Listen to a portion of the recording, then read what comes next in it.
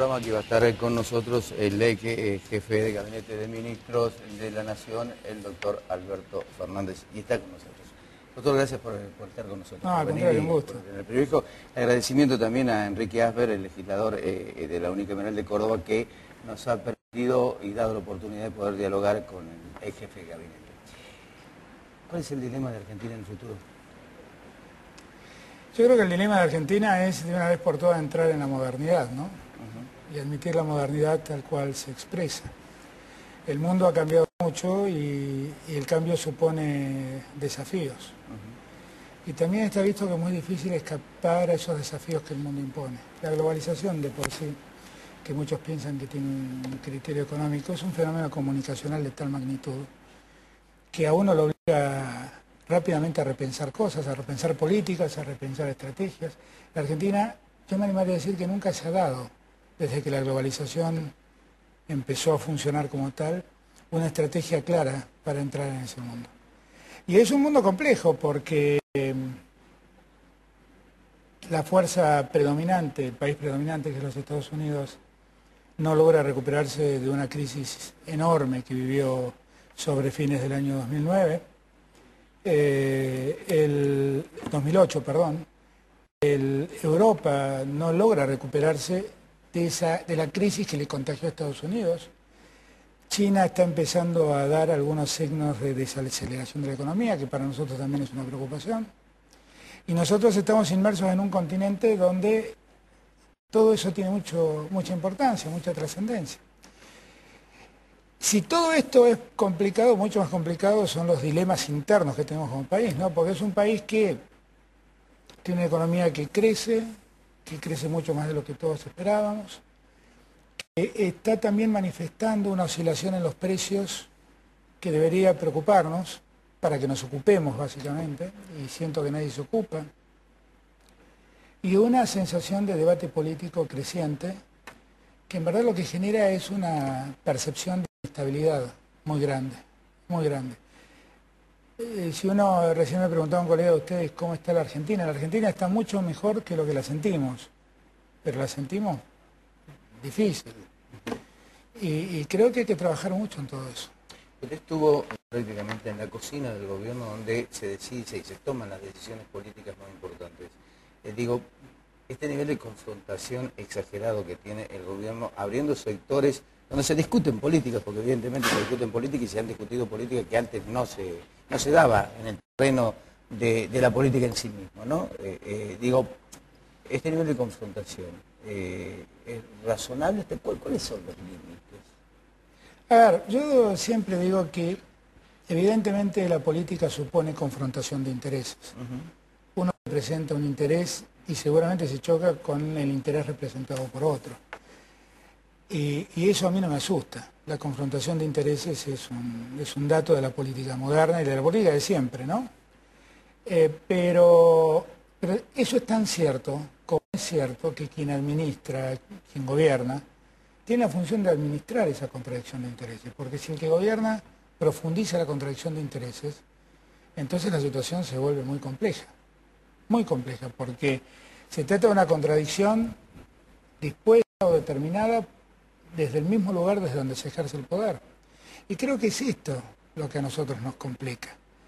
A nosotros nos complica que el gobierno profundiza muchas contradicciones que a veces no estaban en la sociedad.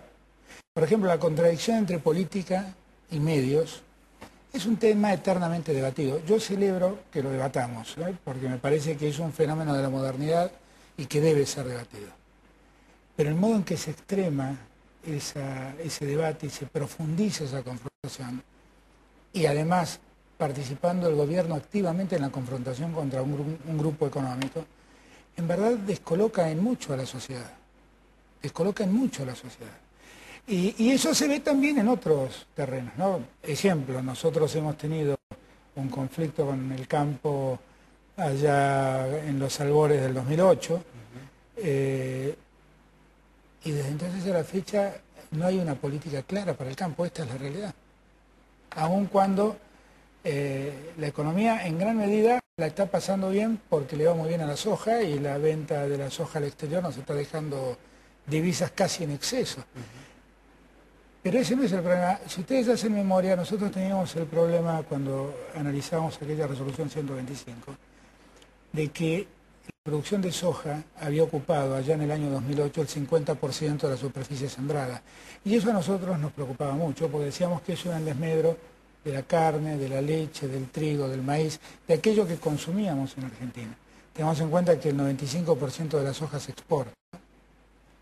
Pero resulta que 2 años más tarde aquello nos preocupaba tanto y 2 años más tarde la superficie sembrada de soja aumentó al 75%, es decir, aumentó un 50%. ¿Y cuál es la política que hoy en día tenemos para preservar el trigo, el maíz, la carne, la leche? ¿Cuál es la política? Volviendo, Alberto, a lo que decía Ricardo y que usted estuvo en la construcción política, digamos, por no personalizarlo y llamarle kirchnerismo del Frente para la Victoria, digamos, ¿no? Esa construcción en realidad ha tenido un discurso, y usando una palabra que a veces es cada vez más difícil precisar el significado, un discurso progresista. En el plano económico eso se refleja en la intención de poner más control sobre los sectores más concentrados de la economía, propender una mejor distribución del ingreso, etcétera. Yo siempre he tenido una duda, cuando tenían una mayoría en lo que es la superestructura política absoluta prácticamente en las dos cámaras, ¿cuáles son las razones por las cuales el gobierno nunca se planteó seriamente al menos 2 instrumentos legales? La ley de entidades financieras y una reforma tributaria. Porque el gobierno tiene un objetivo de distribuir ingresos, ¿no? Más allá de que la inflación es una especie de digamos, de traba terrible, claro. Pero digo, ¿por qué nunca pensaron cuando había buena situación fiscal o cómo se resolvían esas cosas adentro para no reformar el sistema tributario que fuera, digamos, a que paguen más los que más tienen? Siempre lo pensamos, siempre lo pensamos. Ocurre que el tema también, es cierto que nosotros tenemos las mayorías, y es cierto también que el país estaba en crisis profunda. La Argentina, yo siempre digo, tiene un reloj que va más rápido que los relojes del resto del mundo y nos hace sentir que las cosas ocurrieron hace mucho tiempo. Pero en el año 2005 la Argentina estaba en default. La Argentina no tenía crédito. Todavía teníamos cerca de 20 puntos de desocupación. Estábamos en una enorme crisis. Y entonces, en esa crisis, la reforma impositiva corría el riesgo, nos hacía correr el riesgo de desfinanciar al Estado. Y la fuimos postergando por eso, porque primero entendimos que debíamos salir de la crisis. Pero la verdad es que ese es un tema que está pendiente, sin ninguna duda está pendiente. Como también está pendiente el tema de entidades financieras, y yo no sé si usted cuando habla de la reforma a la ley de entidades financieras le preocupa también la falta de un gravamen sobre los activos, sobre las inversiones financieras. Y eso también es cierto que hay que empezar a verlo. También digo esto y también digo, en aquel momento era muy difícil porque la Argentina estaba en default, estaba fuera del sistema crediticio y la verdad es que fijar impuestos al que deposita dinero podría significar un desaliento en ese contexto para que haya dinero en los bancos. Pero creo que las dos cosas, usted marca correctamente, son temas que están pendientes. Y que muchos, entre ellos yo, creímos que íbamos a poder hacer en esta segunda etapa del proyecto nuestro.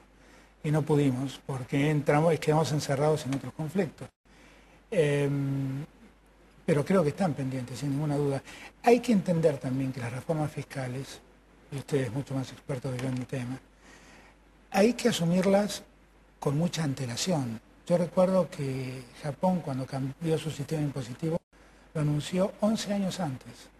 Y fue poco a poco, fue entrando en vigor paulatinamente, porque el riesgo siempre es el desfinanciamiento. Tengan ustedes presentes que hoy en día, yo calculo que debe ser el 60% de los ingresos son derivados de derechos de exportación y derivados de impuestos al consumo, ¿no? Impuestos al consumo. Entonces, si se llegara a tocar esto, bueno, el problema fiscal sería grave. Ahora, es razonable que siga así y bueno, la verdad es que habría que empezar a cambiarlo, porque el IVA y todos los impuestos al consumo son impuestos muy injustos porque los pagamos todos por igual.